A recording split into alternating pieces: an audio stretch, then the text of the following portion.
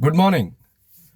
The outside climate is very cold, but you have the conference rooms of the organizations still heated up when you have the deep review mechanisms going on. Friends, today let me share a brief nutshell on deep review mechanisms.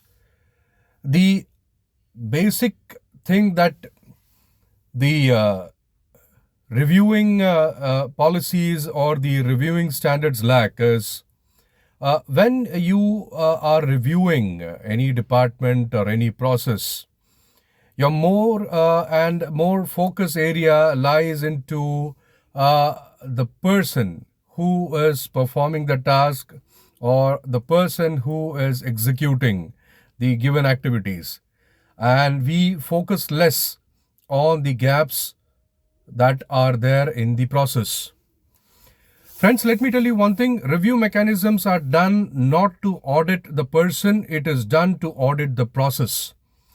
Gap analysis is very important in every review mechanism. The first and foremost thing for a gap analysis is you need to understand and you need to listen to what the people say during review meetings.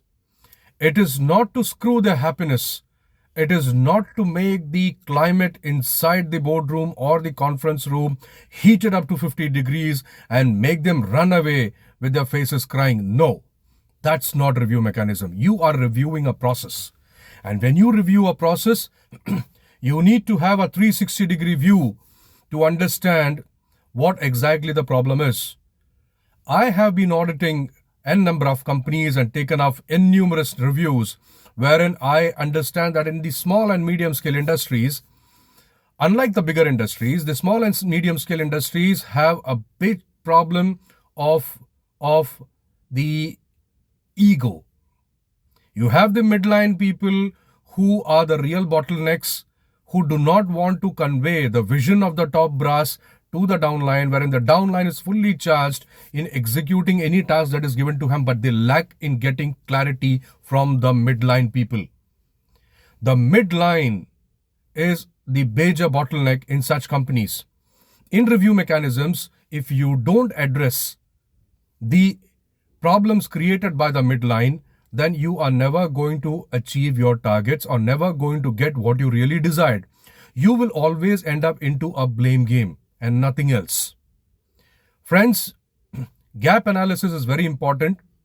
Once the gap is identified, you need to frame the root cause, do a corrective action and preventive action, get on all to the people who are really creating problems for the process, make them understand, make them realize the importance of process so that even their life is easier in getting the task executed smoothly. Remember, empathy is the best way to lead any team and any organization. Office politics is becoming a taboo. It's a fashion today.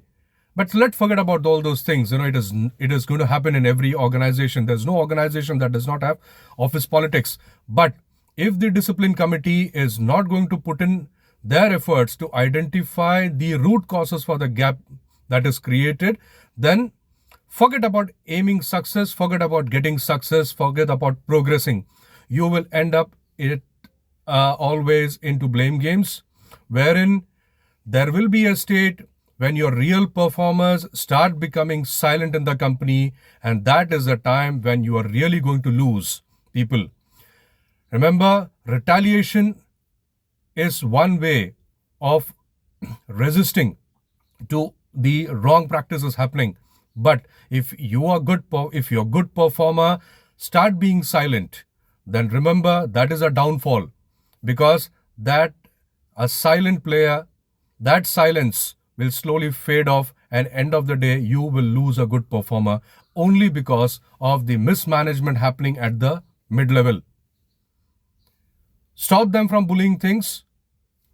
Focus on the review mechanisms only for process and not to identify faults in the people, because every person does mistakes and there is no person in this universe who do not do mistakes. Friends, if your organization, if your team, or if you would like to understand how deep reviews are being done, and how empathetically you need to lead a team. Connect with me. This is Nandakumar Warrior signing off from Neo Lead Spire. Good day.